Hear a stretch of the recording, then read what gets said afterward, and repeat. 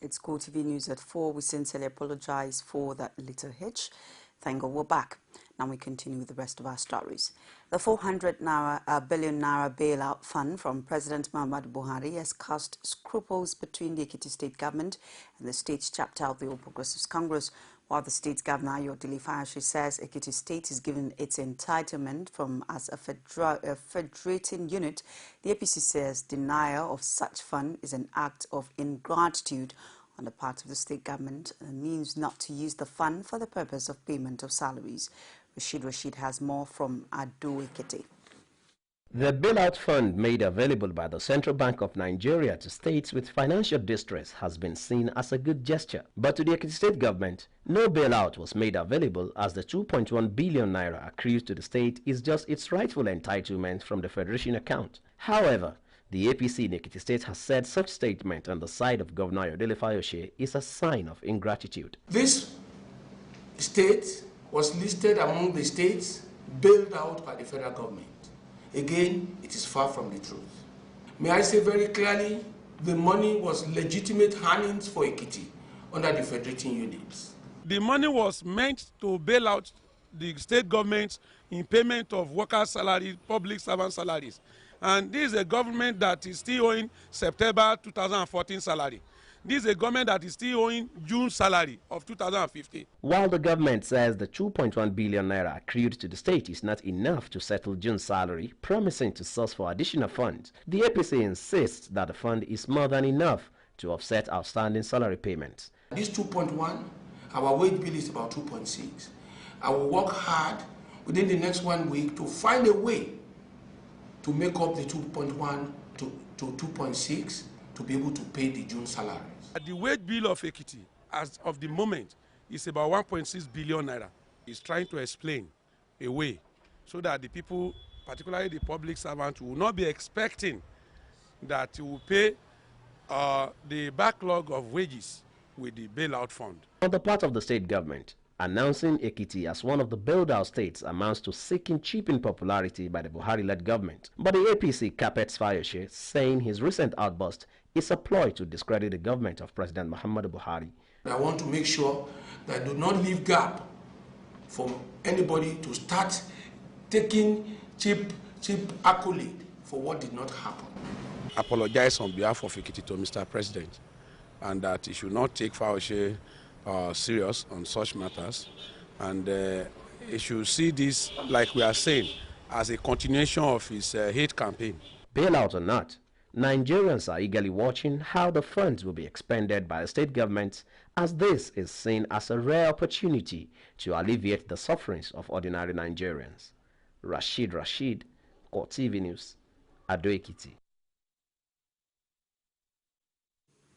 The leadership tussle in the House of Representatives is not about to end soon, as Speaker Yakubu Dogara again rejected the choice of Femi Fagbabiamila as House leader.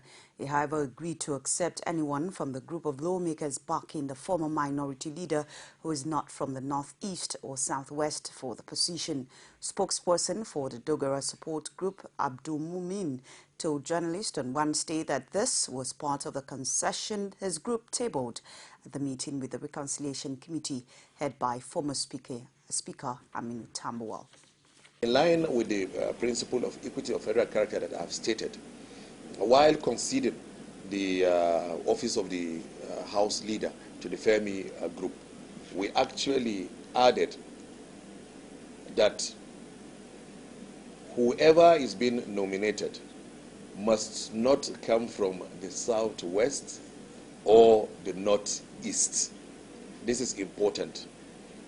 Whoever is nominated must not come from the southwest or the southwest or the northeast, in line with our strong belief in the principle of equity and federal character.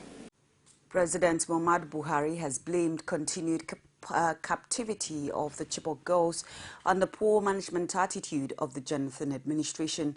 He said this on Wednesday when he gave audience to the Bring Back of Girls delegation led by former Education Minister Obi Ezekwesili at the Presidential Villa Abuja. The president did not give any concrete promise on the return of the girls, but reassured the group and the parents of the missing girls that the present government will work towards subduing Boko Haram.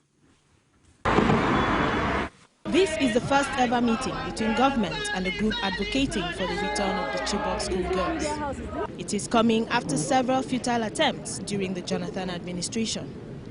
Before now, the group had never made it past any of the gates leading into the villa. But all that is now history.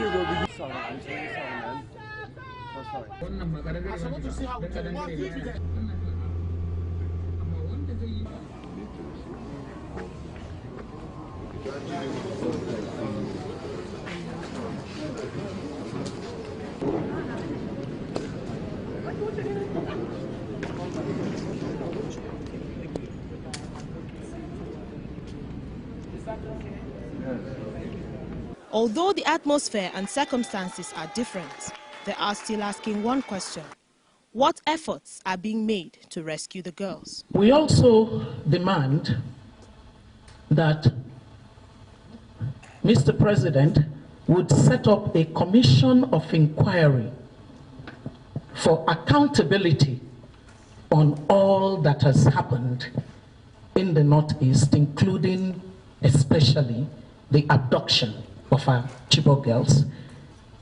Within that request, Mr. President, we demand that the federal government would release and disclose the report of the Presidential Fact-Finding Committee on our Chibok girls in order to resolve the mysteries and the many discordant tones that led to the long period of failure to rescue our Chibok girls. We feel there's a need to define an accountability matrix with definitive timelines for each of the agencies, defining collaboration and links to ensure that whatever it is, be it the rescue of the Chibok girls, be it the end of the insurgency, there's a clear defined mechanism where each agency is held accountable for their actions.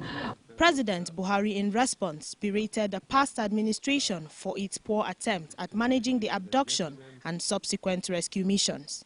It's unfortunate that the security and federal government conflicting reports initially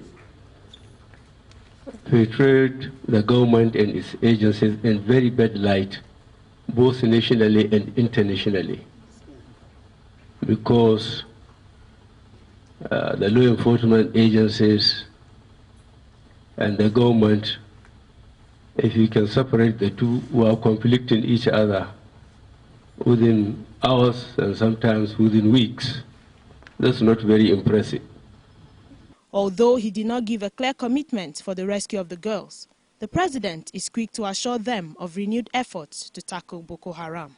Of the terrorists, they have blown themselves. I think they have to change their names from Boko Haram to something else. Because, as I said so often, no religion advocates hurting the innocent. You can't go and kill innocent people and say Allahu Akbar. You either don't believe it or you don't know what you are saying. So it has got nothing to do with religion. They are just terrorists. And Nigeria will mobilize to deal with them. With these assurances from the government of the day, members of the group are hopeful that they would soon receive good news on the return of the girls. Basia Ye, CoreTV News, Abuja. Aftermath Tuesday twin bombings in Jos City, some irate youths went on rampage burning churches within their vicinity where the bombs went off. This was made known to journalists by the Police Commissioner Nasiru Oki. Although no life was lost in the church attacks, he referred to the incident as senseless because the bombers were certainly not from those churches. The irate youths were said to have embarked on wanton destruction of property and looting. Nigeria's military says the mastermind of the Jos and Zaria bomb attacks is now in custody. It revealed in a series of tweets that the suspect was arrested on Wednesday by a joint team of soldiers and state security operatives in Gombe. No further information was disclosed beyond the fact that he was arrested at a checkpoint. There is, however, no independent confirmation of the arrest of the mastermind of the bomb attacks. The Inspector General of Police, Solomon Arase, has directed the commencement of special stop and search operation on roads and highways across the country. Deputy Force Public Relations Officer Abayomi Shogunle said in a statement issued in Abuja on Tuesday that the directive was sequel to an intelligence report before the IGP. It therefore urged the general public to cooperate with police operatives by providing answers to questions that may be asked, as well as allowing their vehicles to be searched. Abayomi was quick to add that the measure was in no way a return of roadblocks in the country and therefore urged citizens to report to the nearest police station on professional conduct by any police personnel. The West African Civil Society Forum has called on African leaders to block financial leakages in the continent in order to achieve the Millennium Development Goals. They also expressed worries over the increase in corruption in Africa, which has led to the deficit in meeting the MDGs. The rights group want African governments to mobilize significant resources and ensure the effective use of finances. We'll bring you details later. The Governor of Plateau State, Simon Lalong, has gone back to his words not to dissolve the local government councils in the state or speaking with the directors of personnel who he ordered to take over from the chairman. He charged them to place security as their priority.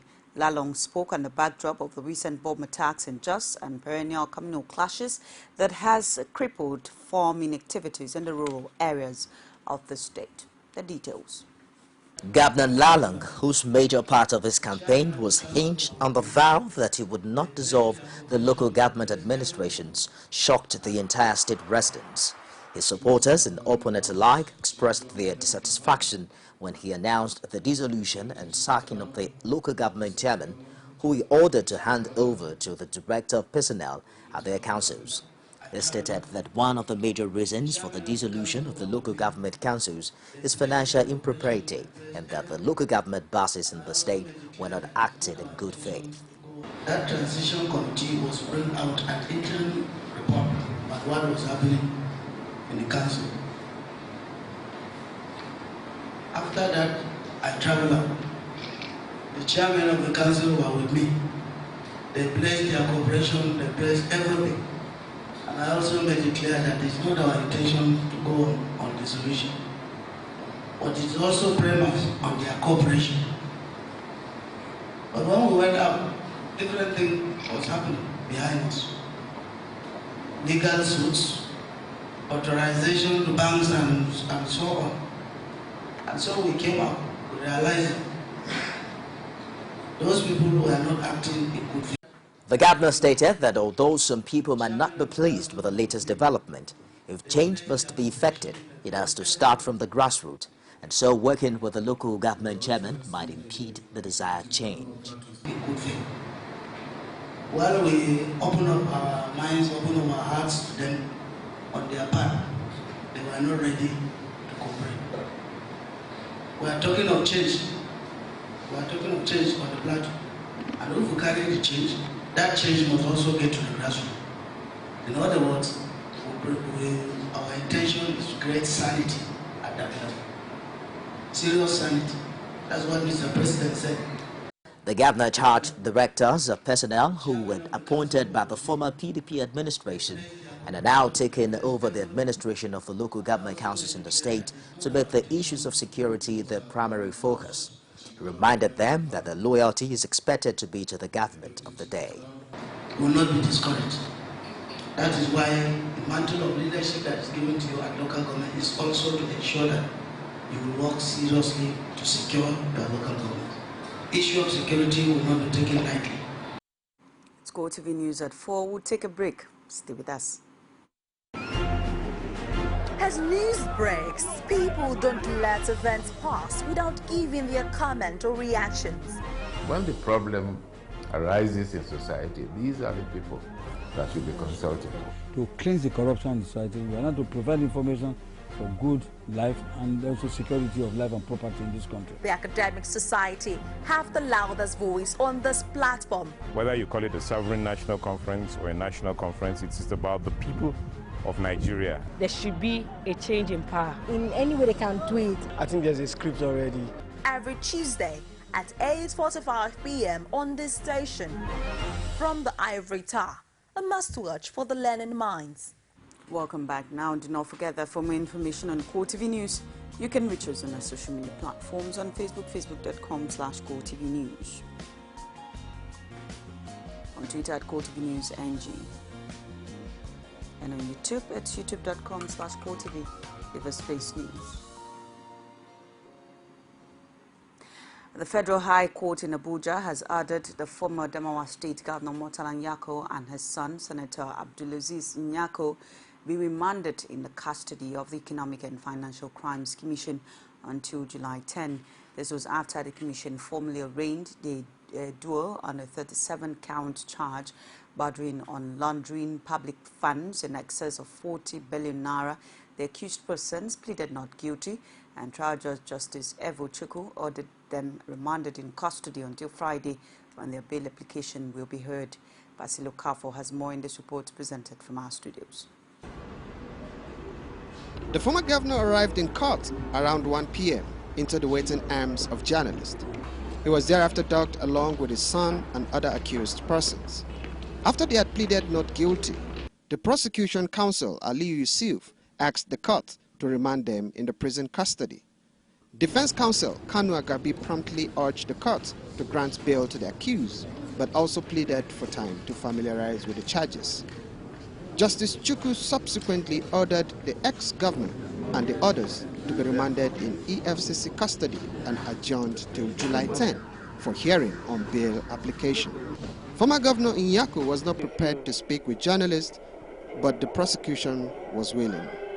We are ready. You can see this afternoon we came with our witnesses. We had one witness in court, but unfortunately the defense was not ready to go on. We are ready. In one of the charges, Nyako and others were accused of converting the sum of 35 million belonging to the state to develop Hillview Estate, Pape, in Abuja. Following the arraignment of former Jigawa State Governor Sule Lamido and his sons before Federal High Court in Kano on money laundering charges, the court has announced that they will be remanded in prison. It could be recalled that the Economic and Financial Crimes Commission failed to arraign Lamido and his two sons, Mustafa and Aminu, on Wednesday. However, they will appear before Justice Wiman Fatu today and have been remanded on counts of money laundering. The coroner inquest sitting in the collapsed building at the Synagogue of All Nations has identified structural deficit as the cause of the incident. In the verdict delivered by Komolafe Oyetade, the coroner recommended the prosecution of contractors who handled the project for what it called unprofessional negligence. Abiola Oluwole has the details. Jolted by the collapse of the building at the premises of the Synagogue Church of All Nations in the Cotton area of Lagos in 2014, which led to loss of some lives, the Lagos State government instituted the coroner inquest to unravel the cause of the collapse.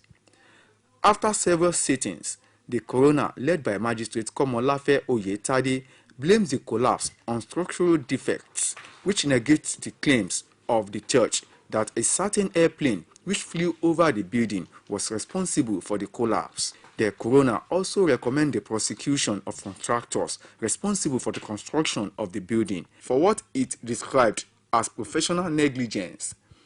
But in a reaction, the defense counsel says the verdict of the coroner vindicates the position of the church for adopting due process during the construction of the collapsed building. As far as we are concerned, we have been vindicated that we did not patronize quacks, that we procured good materials, that we used current certified engineers. So, as far as we are concerned, indeed, the coroner's inquest has vindicated the position of the church. His position was swiftly opposed by Akingbolawan Adeniran, the prosecuting counsel. It says the verdict of the coroner does not exonerate the defense. Of course, there are two individuals whose names have been mentioned that he's recommended investigation and prosecution against. It may not be limited to these two individuals. Neither am I saying that we're going beyond these two individuals. But once you start criminal investigations, everything is open.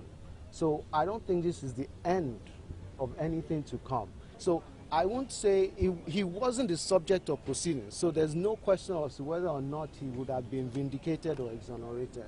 So I would take issues with that. As both parties proceed to study the verdict of the coroner, observers will be waiting for the next line of action to be taken by the state and the defense.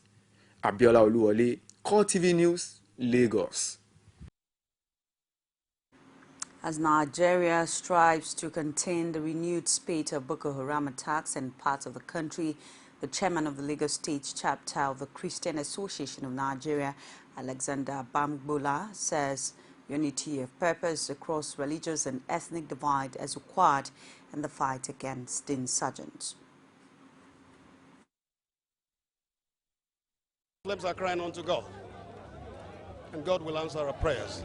This nation will rise and be counted in the committee of nations, spiritually, physically, financially, materially, economically, in the name of Jesus Christ. We're just going through trials for a moment.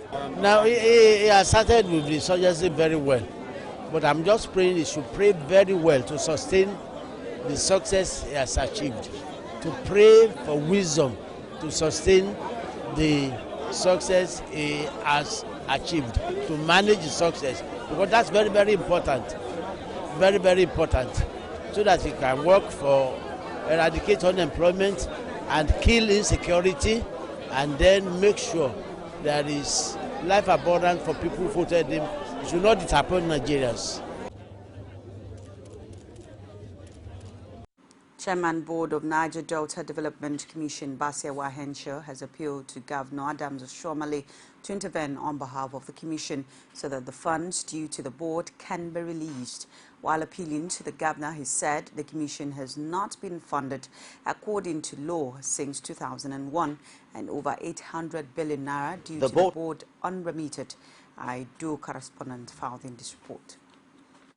The board chairman, accompanied by other members on the visit to Plateau State Governor, maintained that the board can create business opportunities and employment opportunities for the people, according to the vision of the Commission, which is to integrate and develop the Niger Delta sub-region through strategic intervention and key infrastructure development in road, rail, and education. This, he says, would change the negative perception others have of the Niger Delta people. We are not unaware of the negative perceptions of the NDDC in the minds of the public, but as a board, we have come determined to change that. Thus, we have awarded hundreds of overseas scholarships in the sciences, built hundreds of kilometers of roads, completed several university hostels, all of which were started over 10 years ago, but also, importantly, because you are uniquely positioned now to be a strong bridge between the South-South, the Niger Delta, and the federal government. Governor Adams Oshiomhole, welcoming the guests, assured that the Niger Delta will benefit immensely from the government of President Muhammadu Buhari. He advised the state commissioners on the NDDC board to ensure that the views they canvass reflect the expectations of the people of their states. The fact of living in the oil-rich region has meant that our people have had to cope with crisis of pollution of the waterways, affecting fishermen, affecting farmers, pollution of the land, of the air, that has huge implications for even future generation. And it is a lot of the board as an intervention agency to try to dig through all of these challenges and fashion out specific areas of intervention that will impart on the quality of life of the people. All that is expected is that the Federal Ministry of Finance, or to be more specific, the federal government, ought to ensure that the laws that they have passed and signed that are in operation, that those laws are enforced to the letter, so that they in turn can compel the board to ensure that those funds are judiciously applied.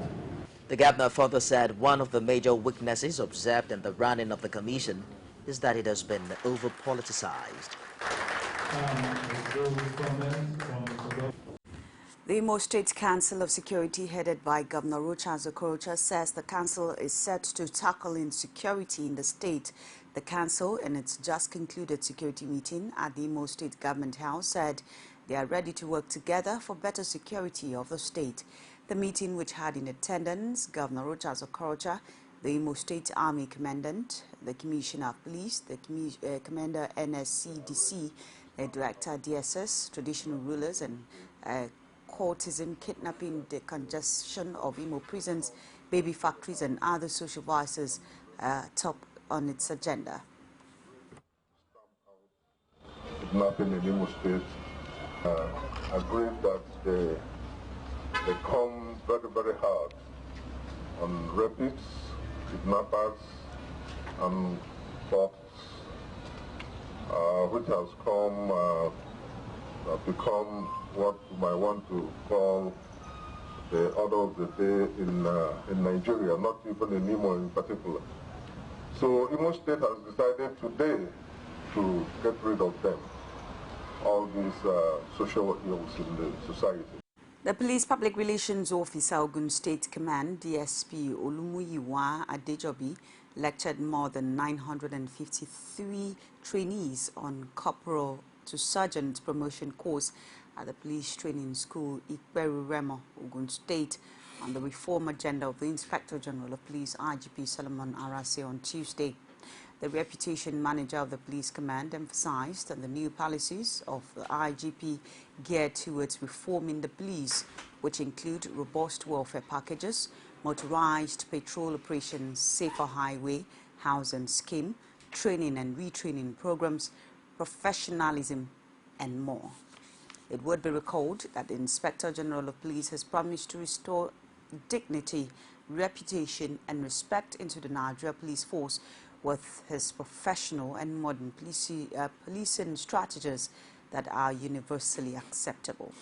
DSP Olumuyiwa Adejobi also seized the opportunity to call the attention of the course participants to the need to respect people's fundamental human rights, professionalism, neatness, a good turnout, respect for general public, dedication to duty, and maintaining good homes.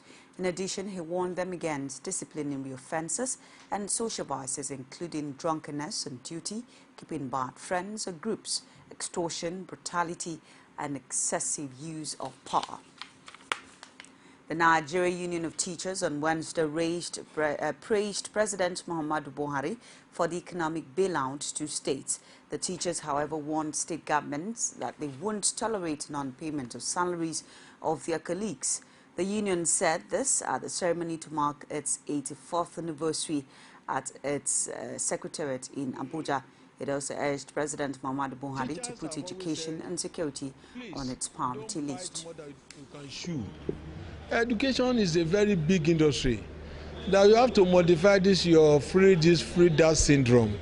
So funding and management of schools and education is very, very capital intensive. So all these challenges are there. You have the challenges of curriculum development.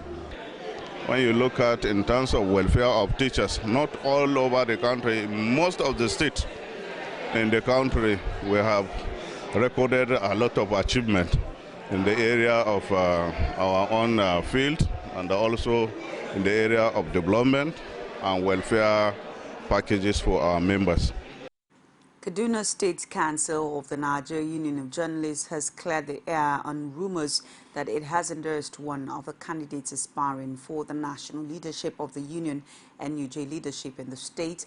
It made this clarification when it received the acting president, Rotimi Obawungagu, who is also eyeing the position. All the 6 candidates are eminently qualified to lead NUJ. So we want you all to understand that it is God that gives power. We have not endorsed anybody. The union is ours, and we must be willing and ready to do anything to make it survive, to make it work. It is the way you are dressed that you are being addressed. The word prestige should come to our union. Then we must be ready to make certain sacrifices. The next administration of NUJ, under my guide, will give insurance scheme free of charge to every practicing journalist. But by the time I resume as president, by your vote and His grace, I intend to enhance the ID card program. For example, we will spend 3 years in government, and your ID card will last 3 years. You will no longer pay 2,000 naira per annum. What we are planning is that the ID card tenure, the tenure of the ID card, the number of days, years it will use, will also, with the abundance of hearts and the experience we have in this job, we can give insurance scheme free of charge. Judiciary workers in Plateau State have resumed work after the union had suspended its 6-month strike earlier in the week. Counsel to the Judicial Workers Union, Barrister Afolabi Olainwola, while expressing joy over the resumption, feels saddened that some persons have died in custody, while others who ought to be discharged have years extended. The reports. The suspension was made possible following Governor Adams Oshomale's agreement to shift grounds and pay all recurrent expenditures. Meanwhile, activities was at its lowest ebb despite resumption. Apart from those petty traders and restaurants that are yet to pick up, cleaning exercises are ongoing. Others who came to seek for services were seen in group discussing as there was no court sittings. Some members of the union, however, expressed joy, and now that the court has resumed, they are hopeful that their salaries will be paid as promised. But we are praying fervently that the Comrade Governor, will pay us our salaries. So we've resumed. However, I'm happy that we resumed. And we have resumed permanently. The job once again, whatever happened has happened, and we are back in full swing and to do our job. State Chairman of Osun, Oyi Ogiriaki, while commending Governor Adams Oshomale for the steps taken to make the judiciary independent, assures of full activities from next week. I want to really commend the Comrade Governor for giving recurrent expenditure and directing the Accountant General of the state to release the recurrent expenditure, which has to do with salaries, overhead, in short, the running of the courts. And that's a plus to him. I think he'll be happy when he's leaving office, he's leaving an independent judiciary. Nigeria's foreign exchange reserves have risen above the $30 billion mark for the first time in 2 months. Central Bank Governor Godwin Emefiele disclosed this during a courtesy call on Senate President Bukola Saraki.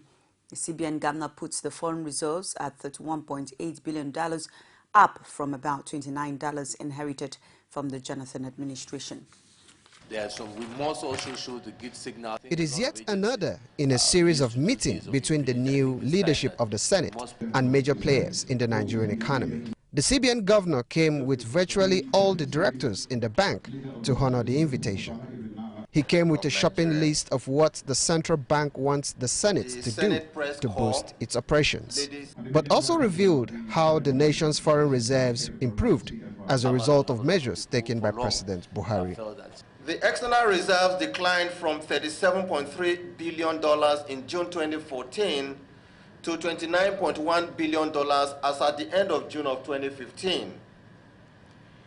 I am delighted to note that with the strong efforts of His Excellency President Muhammadu Buhari, GCFR, to plug all leakages as well as the vigilant demand management strategy of the Central Bank of Nigeria, we have seen our foreign exchange reserve begin a gradual recovery. As at the 7th of July 2015, the reserves stood at $31.89 billion, a trend we find extremely gratifying. Senate President expressed delight at the news and noted that it was just an example of how APC anti-corruption policies can impact on governance. I am happy to see that one of the first areas has largely to do with this issue of tackling revenue leakages and this area of fiscal discipline. We all have seen the issues of where hemorrhaging in some of our revenues. I'm happy to see a good example you've said now, seeing the gradual increase on our reserves, largely due to this area of fiscal discipline. And I think this is a key area that we all need to work very closely together. The two teams soon went into a 3-hour-long closed-door talks, and afterwards, the CBN governor shed more light on the deliberations. We are here at the Senate chambers to brief the Senate President and the leadership of the Senate as part of our statutory responsibilities about the state of the economy, about all the actions that we have taken. You are all aware about some of the actions that we have taken following the drop in crude prices by as high as almost about 45%, and the fact that we've had to depreciate our currency from 155 to 197 naira that it is. We've also had to take certain decisions to ensure that we keep our reserves still looking good, and I think I must use this opportunity to commend the efforts of His Excellency, the President of the Federal Republic of Nigeria, President Muhammadu Buhari, for his dogged approach in saying that all leakages will be blocked. The central bank, among others, wants an end to waivers on rice imports as part of measures to encourage local rice producers. It also wants the new government to take meaningful steps to revive the moribund textile industry, as well as diversify the economy. It's CoreTV News at 4. We'll take another break. Stay with us.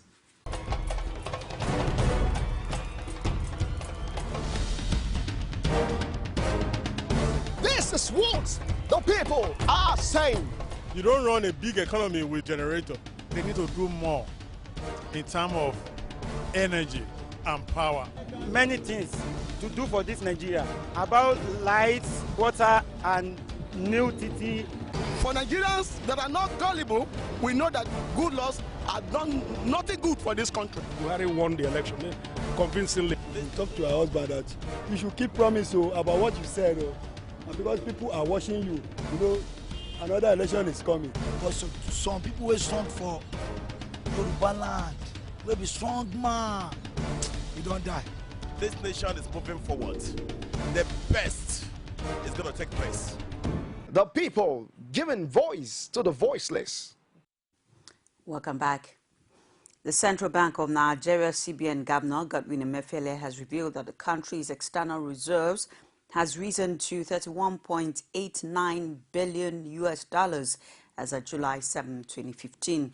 The CBN Governor disclosed this in his opening remark at the briefing of the Senate President and the leadership of the Senate of the Nigerian economy in Abuja. Emefiele attributed this to strong efforts of President Muhammadu Buhari to block all leakages, as well as the vigilant demand management of the central bank. He said the development was very gratifying. According to him, recent measures by the central bank will help reposition the economy for the next phase of growth and development. Emefiele listed these measures to include, among others, the further tightening of monetary policy, closure of the official foreign exchange window, review of operators' net open position (NOP), placement of 72-hour limit on FX utilization, and ban on selected items from access to foreign exchange in either the interbank and BDC markets. He said the policies have led to a significant stabilization in the exchange rate and an improvement in market sentiment. Aside, the Naira-dollar exchange rate has appreciated and remained around 197 Naira to a dollar in the interbank market in the past 5 months. That's our news for this hour. Thank you so much for watching. Please join us again. I am Geft or Gete. Good evening.